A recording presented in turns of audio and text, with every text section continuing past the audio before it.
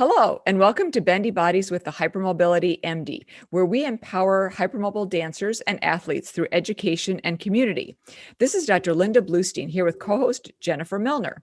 We can't wait to chat with our guest, but first would like to remind you about how you can help us help you.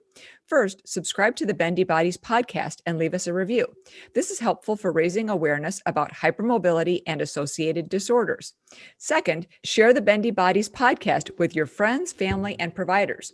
We really appreciate you helping us grow our audience in order to make a meaningful difference. This podcast is for you. Today, we are so fortunate to be chatting once again with registered dietitian, nutritionist, and dancer, Kristin Koskinen. Kristin pursued a career in dietetics to find the answers to her questions about nutrition and its impact on health and performance. She owns a private practice where she offers virtual nutrition counseling with a focus on performance nutrition. She incorporates the functional aspects of food in her approach to help artistic athletes of all levels, including those who've retired from dance. Her integrative approach recognizes that nutrition isn't just about the food you eat. It's important to take many factors into consideration, including individual biochemistry, environment, cultural influences, social norms, and body image, especially when working with dancers. Kristin is a founding member of Dance Medica and is regularly invited to speak on topics related to dancer health and is a frequent contributor to media, including Dance Magazine, Shape, Oprah, Healthline, NBC, and Today.com. Kristin spoke with us earlier in the year on the topic of supporting a dancer's health through nutrition, so be sure to check out her first discussion with us. As well, Kristin is a founding member of Bendy Bodies and contributes so much to our work with artists on the hypermobility spectrum.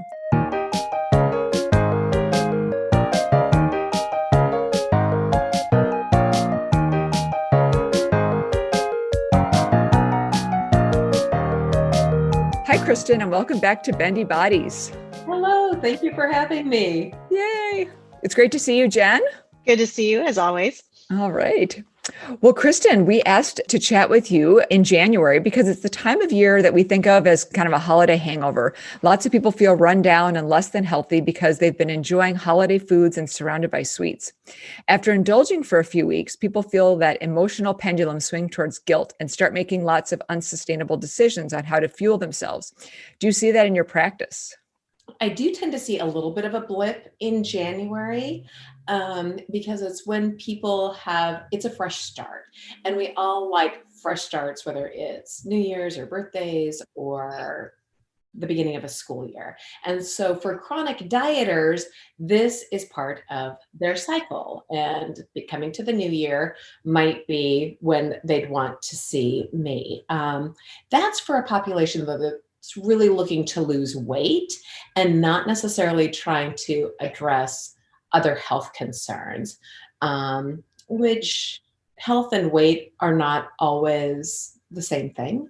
So if someone's coming to lose weight, they might look at January. And usually it's not even at the beginning of January. I tend to see those numbers closer to the end of January, maybe the third or fourth week, when people have decided to go back to what's worked for them in the past, whether it's any sort of diet program, restricting, hitting the gym, beating themselves up, and they realize it's just not working or they're not going to be able to keep it up any longer. Mm-hmm. Well, and there's something very specific about this time of year.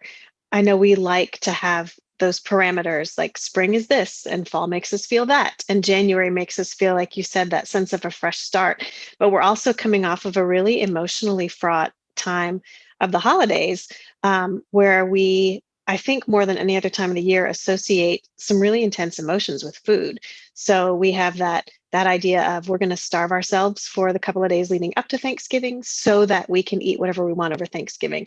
Or we refuse to play those games, so we decide to eat normally and then swear we're not going to overeat. And then we go to our favorite Christmas party and we super overeat, and then we feel guilty for overeating. And then we start only eating carrots and mineral water, or going to the gym 5 times a day, or something that's not even as much about being healthy as it is about self-flagellation. So there's that loop that we can get stuck in of indulgence and guilt and earning it and not deserving it and being bad, that that I feel and that I see in my dancers. And I'm sure you must see that in your practice as well. Right. The idea of I'm bad because I ate bad, or I didn't follow the diet, or I wasn't perfect. And anything shy of perfect is bad. And Right. therefore, I must self-flagellation and compensation. I've got to compensate for all these things and turn the pendulum went here, and now I've got to come all the way back here. Not only, I think people take this in two respects. One, physiologically, they think, oh, well, if I ate, holidays, I think we associate a lot of times with sweets and, favorite goodies that only come out that time of year. Oh, wait, so many of those things that now I stocked up there, and now I've got to come over here and do everything the opposite. And that's how I'm going to heal myself physically. But also there's the perception that you touched on, Jennifer, is like, I'm somehow fell off as a person, and I need to correct my behavior by compensating with being rigid and disciplined, because I was undisciplined if I ate this. Now I must be very disciplined to come back. Pay for it. Pay for it, and I have to pay, and I was naughty, and so now I need to be good. And good we too often associate with restrictive. And I think I come from a ballet background, and we see this idea of people who are good, or even we see this in ballet, they tend to be good is in terms of personality. It's related to discipline or perceived discipline. And if people who manage to keep their body frame at a very thin by their behaviors, like their eating behaviors, and can be ultra thin, oh, they're so good. Or, oh, you must be so good. Look at the way you eat, because the way I eat doesn't make me good or bad. It really doesn't. And it doesn't make you good or bad. And restricting and narrowing down to this absolute nothingness of what you choose to eat, which sometimes happens. It's the carrot sticks, celery. I'm gonna go on a juice cleanse, a fast, a challenge to compensate or make up and redeem myself.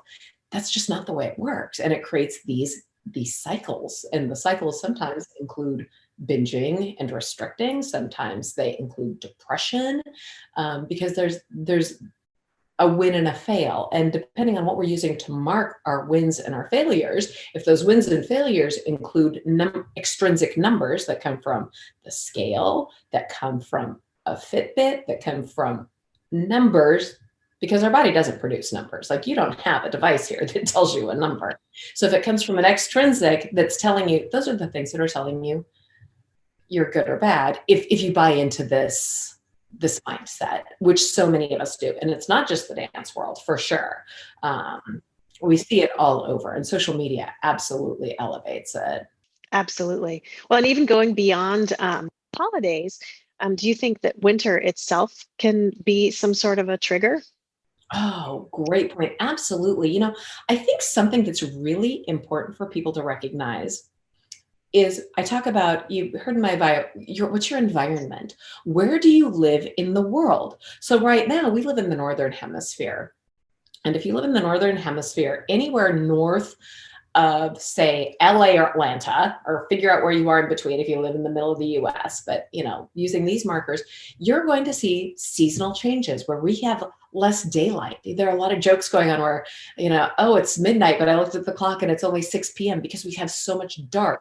The sun is less. Our bodies physiologically respond to certain qualities of light. We don't get those qualities of light in the winter when the sun's zenith is different. So one, how the light hits our eyes is different. Two, how much sun exposure we get to get outside in the sun and what that does to our mood is different. Three, even if you are outside and can expose your skin for 15 minutes a day, a reasonable sun exposure, you're not going to get enough to promote production of vitamin D. If you have any kind of health condition that precludes you from making enough vitamin D, you may need to come in and supplement that. I think something that we also tend to be inside more during the winter. It's just really hard for a lot of people to get outside. If you live someplace where you're snowbound, you may be stuck, or you may just feel like being cozy. We, as human beings, like the cave. We like to snuggle up, being in front of the fire, hearth and home. These are parts of our tradition, and they feel good. And if we look at humans, if we look at where we've come from in the not so distant past, even the beginning of the 19th century, where we didn't have electricity, right? So let's look where most homes weren't lit. And what you had was a fire, and you had the sun. And we worked by the sun. So in the winter, people tended to stay inside more. They didn't have, heat measures. They worked by the sun. If you may have a flame to work by to read, but the amount of time you slept was much increased because you didn't have light to stay by. And so I think when we look at our bodies in terms of cycling, we have cycles of rest and repair. We wake up in the morning, our cortisol levels respond to this too. Our cortisol levels are high. We should have high energy. They taper during the day. Our melatonin goes up, and it's time to sleep.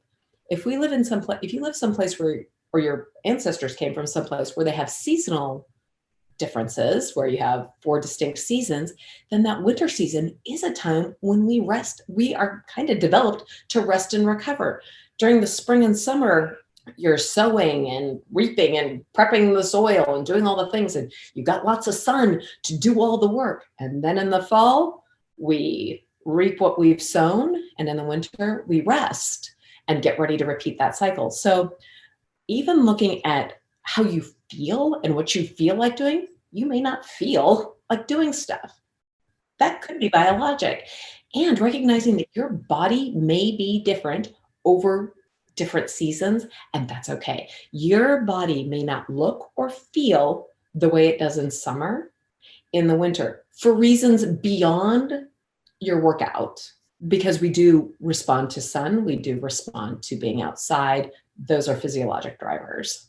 That's super interesting. And that's okay for a person's body to feel differently. That's the big message there, is that we shouldn't be judging ourselves harshly because of that. Exactly. And yeah. And if you're deciding that, well, I've put on weight and now my next best step is to start drastically pulling out calories in January, because, as soon as the Christmas lights and the Christmas tree, as soon as those are put away, I think it's interesting because we look at this, it's like, oh, the holidays, it's a time of abundance, right? The holidays are about, we have abundant food. The decorating can be lavish, maybe not. We give gifts. We're in a giving spirit. There's a gift. It's about giving and abundance. And then we come to January, and it's like after January 1, it's like someone shut off all those twinkle lights, and we go into the dark days of winter, and it's stark and austere. We're in the long, dark days of winter. The days are starting to get longer, but it still feels dark. It's cold. We don't have the things to look forward to, and we move into a scarcity mentality. The gifts are done, the bills have arrived, the weight's been put on, or the cookies are put away, or I need to flagellate for whatever missteps I took, the cocoa, whatever I did to enjoy my life during those times. And now there's this tendency to undo it, right? We want to undo, which is ridiculous. We can't undo anything. We can move ahead and develop and grow, but we don't undo. And so in the dance world, I find this problematic because for a lot of dancers, it's like the audition season. Young dancers may be auditioning for summer intensives. And so if they're concerned and they think, oh, I want to look good in the video. Do I need to, I need to lose weight for that. And that can become very problematic because when people lose weight, they're at increased risk for stress fractures. We mentioned not being outside, or maybe not getting enough vitamin D on a micronutrient level. That can increase your risk for stress fractures. If maybe you haven't been eating in the usual way because it was the holidays, and now you're just moving back to your usual pattern of eating, maybe you've got a little bit of a nutrient deficiency that you need to catch up with that leaves you at risk, and starting to restrict yourself more might move you in the wrong direction. That makes sense. And that's a perfect tie-in to the next topic that I wanted to cover, which is body image issues, which we know are more common in the performing arts as compared to the general public. And people with hypermobility are statistically more likely to have anxiety disorders, obsessive compulsive disorder, and other things of that nature, which can make disordered eating even more likely in this population. So how do you deal with that emotional component that often comes with addressing fueling choices? Yeah, we always look at N equals one, whether it's a physiologic issue. So by that, I mean what's going on in your body, or if it's a psychologic or emotional issue, which they all happen to go on in your body. But those are, sometimes we can get some additional help from counselors and therapists there. But we want to look at what is the issue. And so when people come to me, a lot of times they, by the time they come to me, they're tying a knot in the end of their robe, and there's another problem that's brought them to me. And it's usually a health concern that any sort of disordered eating might have precipitated. So it's really important to recognize that eating disorders are coping mechanisms for a lot of people. They have served a purpose, and they've served any number of purposes. Those purposes are different for each purpose or for each person, but they have been a really important part of their lives. And so we don't just dismantle them, but what we need to look at is say, what purpose is this serving? And when we look at the fact of where you're at now, in terms of how is this impacting your physiology? How's your body responding to what you're doing and what the eating disorder is doing, or the disordered eating? And what steps can we take to, what do you feel comfortable with? What can we address first? Is it a behavior? Is it introducing a food? Is it a specific nutrient? And we really start with what that person feels comfortable with. What is their first step? And it's going to be different for every person. What one person is like, yeah, that's fine with, may induce anxiety, fear, and a panic attack in a different person. So pizza might be, I can never go there for one person, and their greatest accomplishment over the year might be that they ate pizza. This happens, but that's not where we start. Maybe it's, well, are you getting enough food? Our end goal isn't necessarily that, but maybe it's like, well, how are you recovering from an injury? That's a really common one. They come to me because they have an injury they can't recover from. Well, let's look at the injury. And if we look at this, your body needs this to recover. Can we start with this first supplement? Maybe. Can we start with this first food? Can we take a bite and we grow into it? And the greatest motivator is success. Motivation doesn't come from a spark. Motivation comes from success. And that's where these baby steps come in, and psychologically. So if the psychology is, they're feeling OCD, anxiety, depression, has your diet has it created a nutrient deficiency that's keeping you from feeling good? And can we give you nutrients that help you create those neurotransmitters and biochemicals that help you to feel good? And then that's going to drive the process to keep moving forward. So it really depends. Sometimes it's a behavior. Sometimes it's something that we bring in nutrition wise, but it always depends on the person, and we go from there. Well, and you've said before that disordered eating is often a source of solace or of control for a person, and that it is a tool that people use to get an end result, whether they're using it knowingly or unknowingly, but that it usually ends up breaking them, but also at the same time defines them. So I imagine it's incredibly difficult to untangle the emotional from the physical when people are trying to say, yes, eating this food would make my depression better, but it would make my anxiety through the roof because that's one of my, forbidden foods that I've told myself I'm not allowed to eat. So it has to be a really complicated thing to try to unravel. And so I love what you're saying about baby steps. And can you elaborate a little bit more on ways that people can kind of see those baby steps and try to separate the emotional from the physical? Well, that's something we work on together. So do you ever have sometimes it feels like in this work, have you ever seen sometimes at like the Imaginarium stores, there are these big balls and they have all these different pieces, and the goal is to bring it back to a little ball where all the pieces fit together? that's what we do. If you push too hard from one side, it becomes disfigured. If you push too hard from the other side, it becomes disfigured. So really, we may look and say, for example, if there's a physiologic reason why someone has anxiety, we might start with something as simple as, let's try getting some magnesium on board. If eating those foods is too scary, we might try a supplement. We might try an Epsom salt bath. It might not be something that's not even ingesting anything, to just take those first steps. Sometimes the baby steps can be the babyest of things. Sometimes it's, what if you go to the store and look at that food and, just go see where it sits in the grocery store. And that's it. Just some exposure ideas to break down fear. Fear is very powerful, and it's usually not rational, but it's a significant driver. And so what we really want to, it's important that each person's fear or insecurity is validated. And what seems obvious, there's no obvious. I really, that's a term I would love to get rid of. Oh, it's so obvious. No, actually it's not.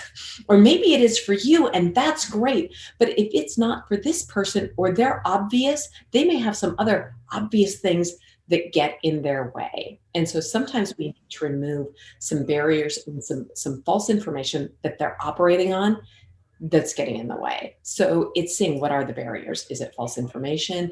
Is it misconceptions? Is it any number of things? It's complicated. It's really complicated. The human body is so complicated. And as you're talking, you're making me think about the things that I've been reading lately, which are really saying we really should not be looking at disorders as being either psychological or physical, but that most disorders involve aspects of both. And that, the idea of the mind-body connection is that they are absolutely connected and through the gut, right? So it's nutrition, to me, at the end of the day, shouldn't be the last thing. As you're saying, the last knot on the rope. It should be at the very, very top. It should be the first thing, not the last thing. Yeah. Well, and it's not uncommon for me to have patients come in, teenagers, very commonly with, they have anti-anxiolytics or antidepressants that have been prescribed to them. And so these are kids. And I'll say, well, do you know why you're taking this? Or did they, why were you given this medication? And they're like, well, I have a serotonin deficiency. Well, there are no drugs that are going to give you more serotonin. The way you get more serotonin is to build it up. Your body makes it. The drugs they give you just help you to recycle it. And so when we come in and say, well, we can shift some things, and we try and come up with some safe ways, and by what I mean by safe is obviously physiologically safe, but things that feel safe to the person. Hey, what if we tried bringing this in that's going to help you make more of that? How would that feel?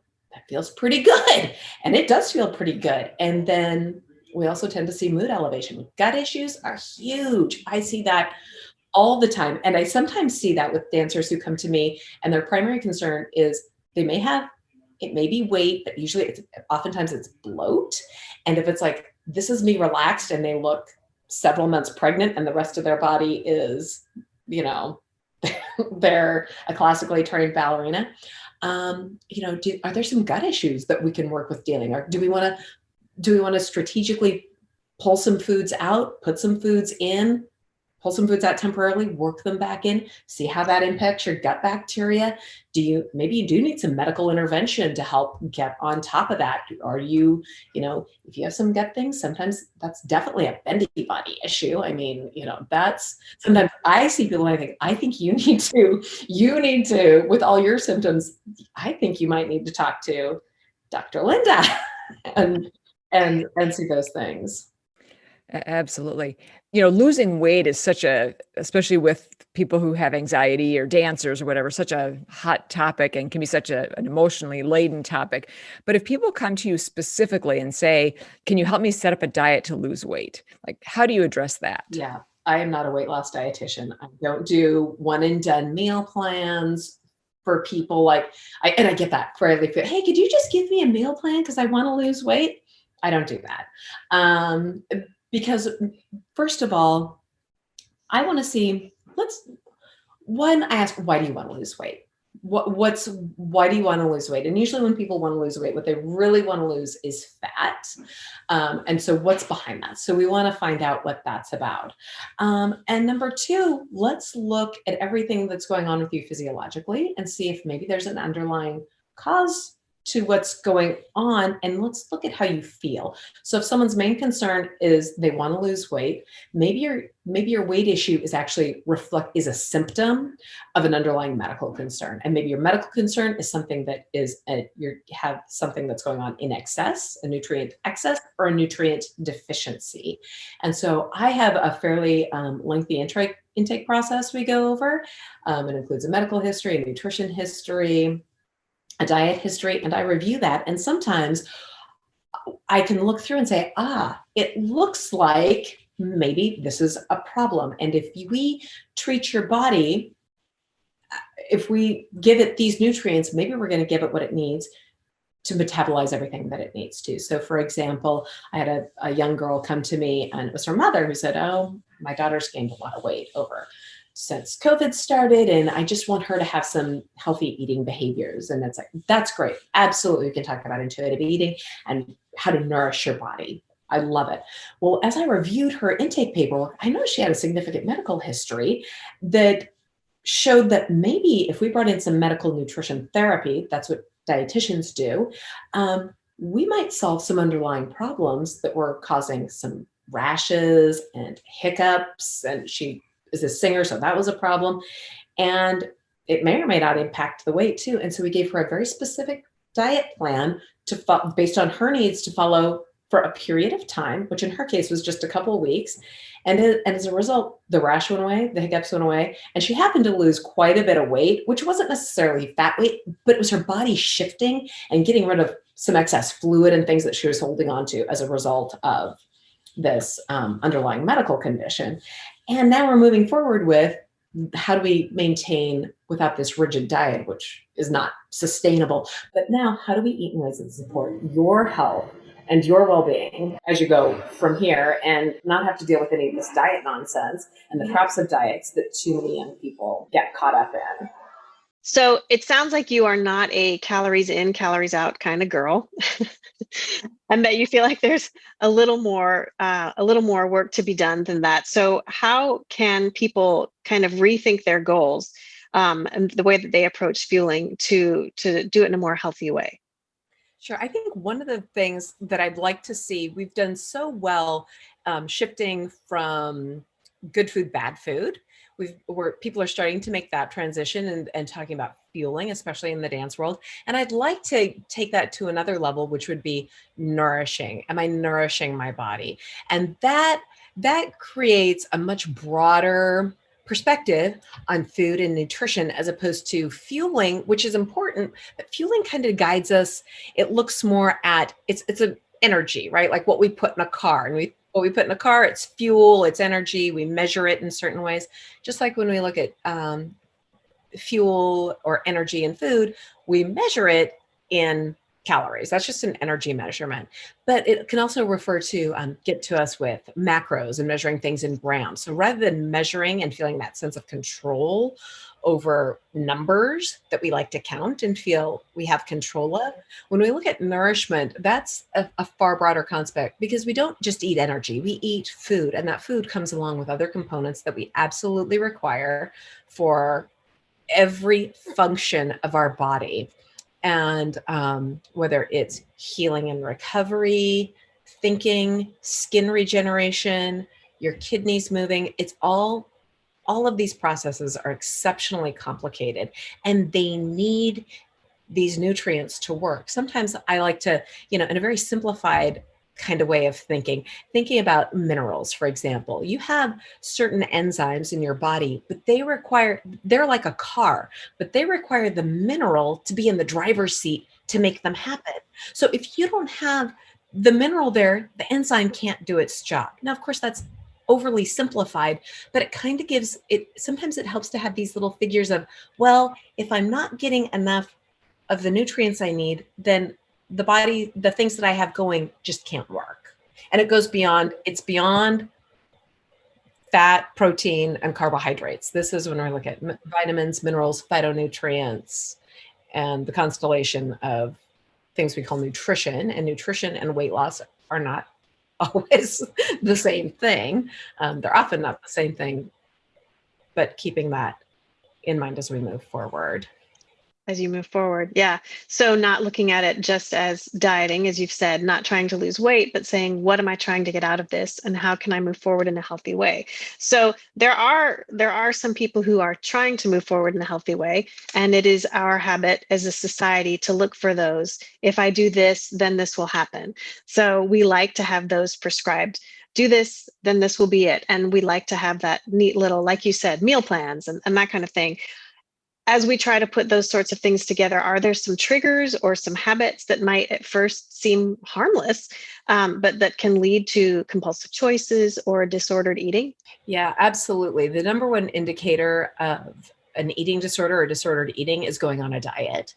And the numbers tell us that 1 in 4 dieters will end up with an eating disorder or disordered eating at some time in their lives. And that number goes up for dancers, and it goes up for ballet dancers. The numbers are frightening. And so anytime when we try to quantify food, that's usually dieting. So counting, if you're counting, typically you're dieting. So if you're counting calories, counting macros, counting points, these are all dieting mechanisms. And so that can be confusing because people say, well, then what am I supposed to do? How do I know what to eat? And what we really like to do is, one, we need to always remember that N equals 1. Every body is different. How one person responds to any food is going to be different than another. We could put 2 people on the exact same plan. One person is going to thrive. The other is going to crash. The body just doesn't work that way. So any kind of counting, using extrinsic devices to tell us, to mark our success is absolutely it. So whether it's the scale, your Fitbit, MyFitnessPal, calorie trackers, apps on your phone, they look like they're helpful tools. And a lot of these things may be used as helpful tools, but far more often they end up being dictators and voices that tell us whether we're good or we're bad. If I go over the number, I'm bad. If I go under the number, I'm good. And we aren't good or bad based on any of those numbers. We're not good or bad based on the food we eat. Well, okay, but scales are a part of life. Doctors use them. So what are some valid reasons that you might have to weigh yourself? Absolutely. So valid times to weigh yourself is when we're looking at hydration status. So if you sweat a lot, we might want to see how much fluid we want to get back into. So we might have you weigh yourself before and after a workout. So we make sure you're getting enough hydration during your workouts. That in a medical situation, if we were looking at water retention, that would qualify too. If you're a child and your pediatrician weighs you for growth charts to track growth, that would be appropriate. And if you need to find out if it's cheaper to get yourself to a destination via UPS versus buying an airline ticket, then that works too. But otherwise, there's really no purpose to have a scale. It's not my clients are oftentimes shocked that it's not something we mark. And even clients where that is one of their goals is to lose weight, they just don't feel comfortable in their bodies. And if weight loss is a goal of yours, that's fine. But why? Why do you want to lose the weight? For some people, they don't feel comfortable. They don't feel comfortable in their body. They've been doing some things up to until now that have just led them to not feel good. And when they make some changes, they're going to end up losing some weight and they're going to feel more comfortable in their body. And that's fine. But I don't track weight. I don't track inches. I don't track that stuff. I don't do before and after pictures. Well, and I guarantee you that just the fact that I use the word scale sent some anxiety through some people who are listening to this right now. And the thought of not stepping on the scale every day, to have the scale tell you whether or not it's going to be a good day or a bad day, is definitely running through people's heads as a stressful thing. And using the scale, it's so interesting because it dictates, before you get on the scale, I suggest to people, what are you going to do with that information? What is it going to tell you? And just like you said, is it going to determine if you're having a good day or a bad day? And the interesting thing is so for some people, if they get on the scale and the number is what they like, they're going to eat differently. Some people are like, woohoo, I'm under, I can do whatever I want. So this idea versus, well, what if you just like ate in a way that took care of your body and nourished you and didn't have the scale tell you, oh, today's a cookie day. No, today's a self-flagellation day. Juice fast, Mm-hmm. Mm-hmm. Well, and talking about juice fasts and things like that, it's really popular right now for us to kind of look for some sort of a quick label to slap on our food choices. We always enjoy being part of a tribe and finding something to, number one, identify with, and number two, have other people tell us what to do in a very easy, if you do this, then this will happen. So we talk about going vegan or vegetarian or paleo and finding some sort of all-encompassing title that will just make the choices for us. Can you talk a little bit about that and those labels that are popular right now and sort of the strengths and the vulnerabilities that can come with kind of painting your whole diet with such a broad brush?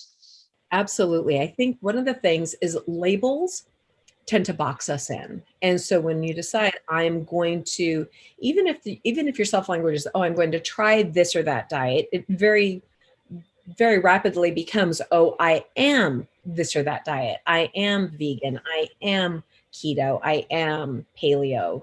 And that can be really damaging because it becomes restrictive. And if a person says even if they say, oh, I'm following a vegan lifestyle or whatever, the people around them may also inadvertently overly support these choices, so that when we restrict, this restrictive mentality means we're pulling things out. And if it becomes your identity, then there's an expectation.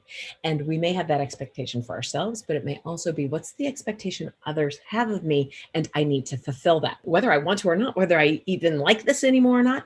This is what people expect. So for vegan, it may be they go someplace and people trying to be generous and supportive might say, oh, we can't have this because Jane's vegan, so she can't eat that, so we can't have it, or we're going to make her this food. And so Jane shows up and maybe she would have been happy to have whatever everyone else was eating because she's exploring plant-based, but now she has to eat the pasta marinara, which she may or may not want, while everyone else eats the other things because she's the vegan.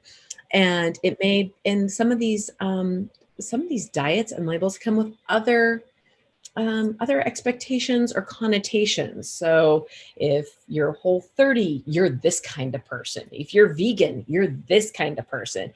If you're keto, you're this kind of person. And these are your people, and you do these kinds of things, which is ridiculous, but it's true. It's what we do when we label anyone, and it's restrictive. If I label you a liberal or a conservative, now people have an idea.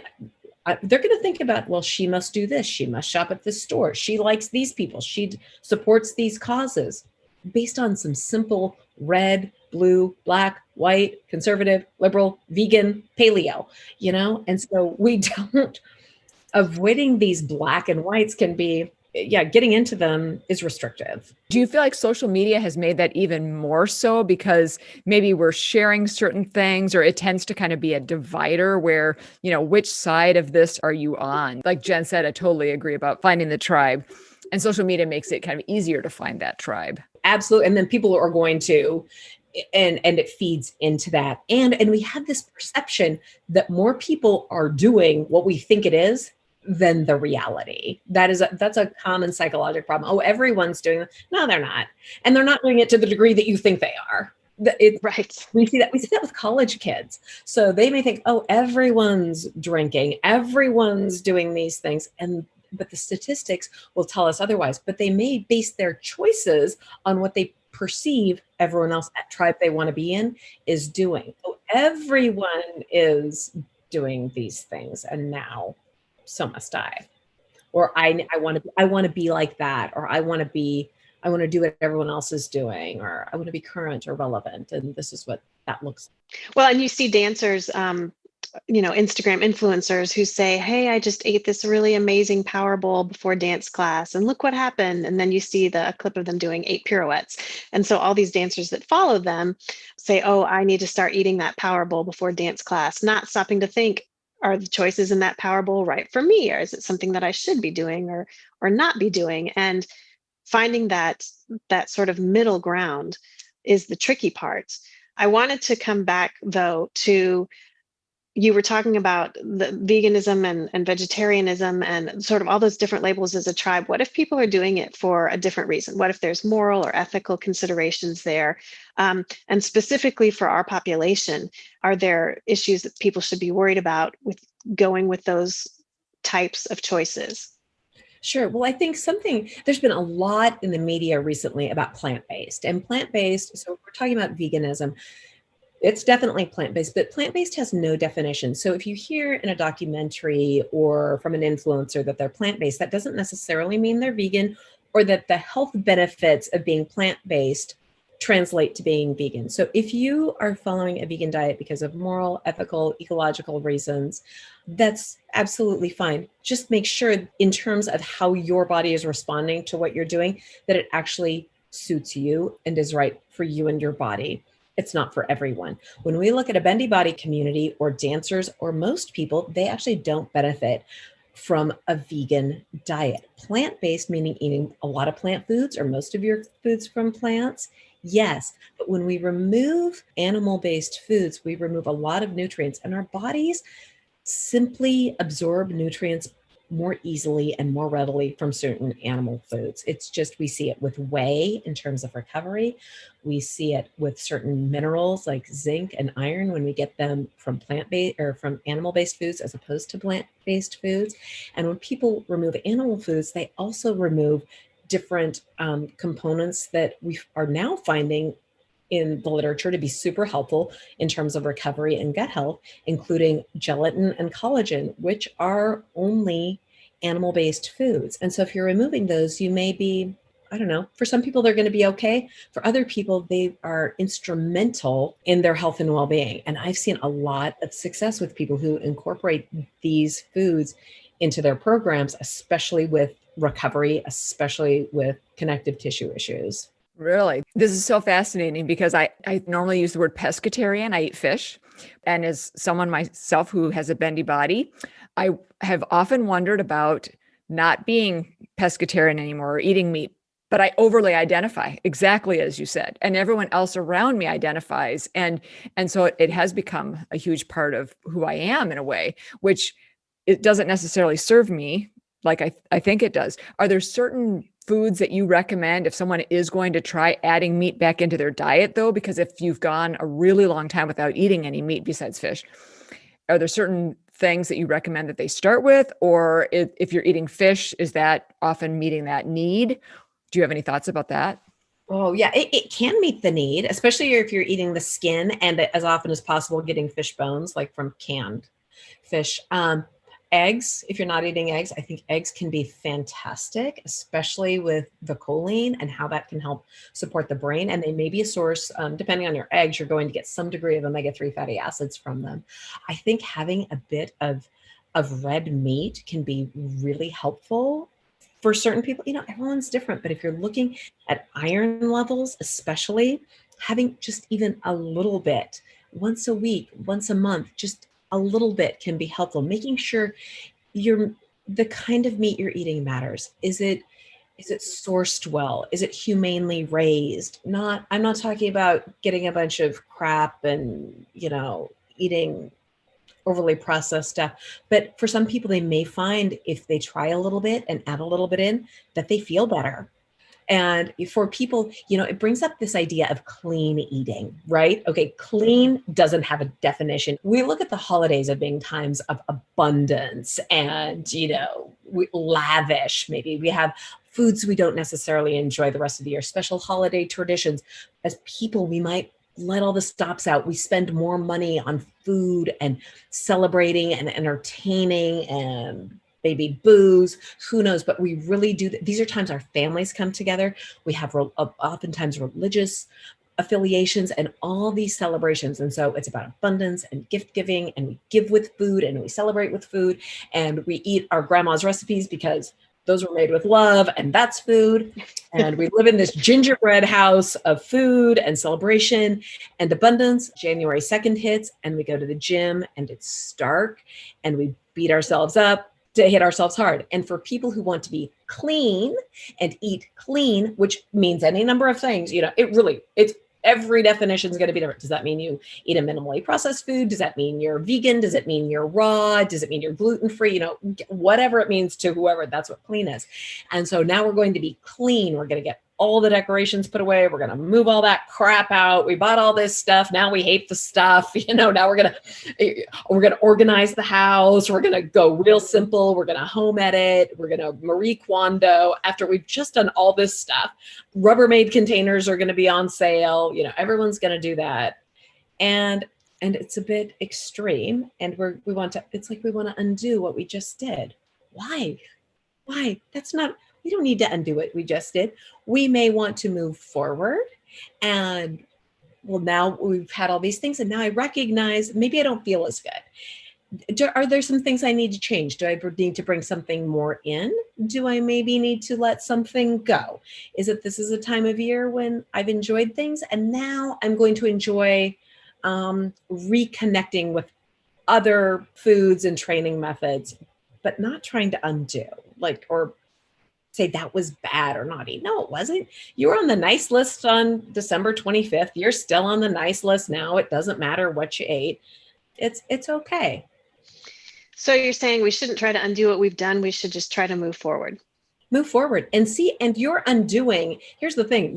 What is it you're undoing? It really depends. If it's about, I overate, so I felt uncomfortable, or I ate these foods that kind of make me feel like crap.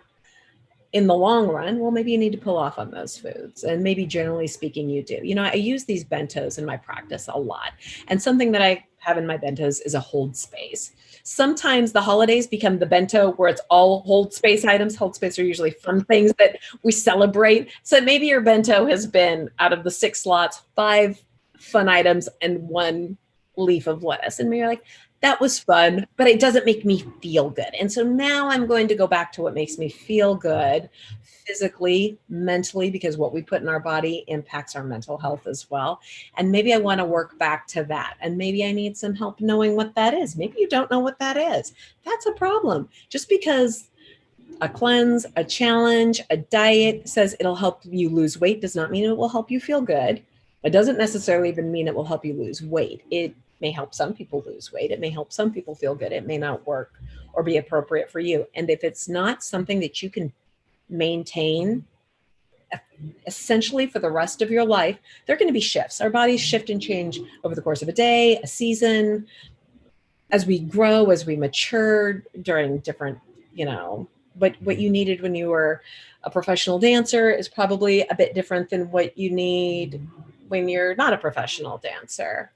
And so we can make, but we make micro adjustments as opposed to flip-flopping, right? And I would like to see more of a transition mentality as opposed to, now I've got to really beat the hell out of myself because, December. Right. So it's not either living in the gingerbread house or living at the gym. There's finding some sort of happy medium that we can kind of live in a sustainable way and enjoy what we're doing and also make healthier choices moving forward. Yeah, absolutely. And everyone's healthy is going to be different. Healthy, it's such a vague word, right? What's healthy for one person is not going to be healthy for another. Sometimes the dose is in the poison. What may be great for one person in large amounts may knock someone else way off the edge. If you need help sorting those things out, that's okay. Maybe you need to find out. Maybe eating lots and lots of veggies makes you bloated because you have an underlying health condition that we need to give you certain fruits and veggies and get rid of the bloat. Because when you eat that diet or when you go on the juice cleanse, you end up with blood sugar spikes and falling off. There's lots of stuff. And there are lots of reasons why these things may on paper look good, but in practice, not so much. Right. Well, you have given us so many great little bites to kind of chew on when we talk about baby steps and the importance of baby steps, to really look at why we're doing something, why we're really trying to make changes, the importance of speaking with a professional that can help us look at the way we fuel, and even looking at the difference between fueling and nourishing. And I think these are all things we can all kind of take with us. If people are trying to look for someone, how can they find you? They can find me on my website, www.eatwellpros.com, or on Instagram, which is my name, Kristin_Koskinen_RDN. Same with Facebook, or you can shoot me an email at Kristin, Kristin, @eatwellpros.com. Excellent. Thank you. And we will have that information as well in the notes for the show, for the podcast, so you can find her there as well.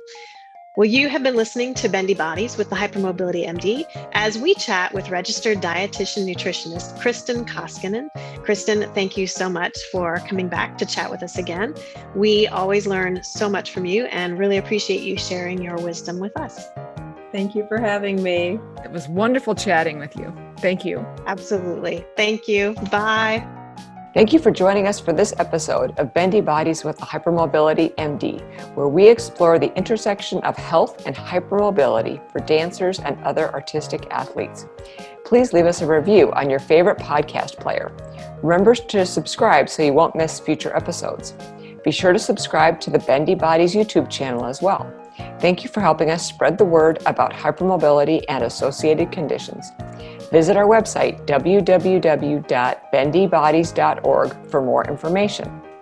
For a limited time, you could win an autographed copy of the popular textbook, Disjointed: Navigating the Diagnosis and Management of Hypermobile Ehlers-Danlos Syndrome and Hypermobility Spectrum Disorders, just by sharing what you love about the Bendy Bodies podcast. On Instagram, tag us at Bendy_Bodies, and on Facebook at Bendy Bodies Podcast. The thoughts and opinions expressed on this podcast are solely of the co-hosts and their guests. They do not necessarily represent the views and opinions of any organization. The thoughts and opinions do not constitute medical advice and should not be used in any legal capacity whatsoever. This podcast is intended for general education only and does not constitute medical advice. Your own individual situation may vary. Do not make any changes without first seeking your own individual care from your physician. We'll catch you next time on the Bendy Bodies podcast.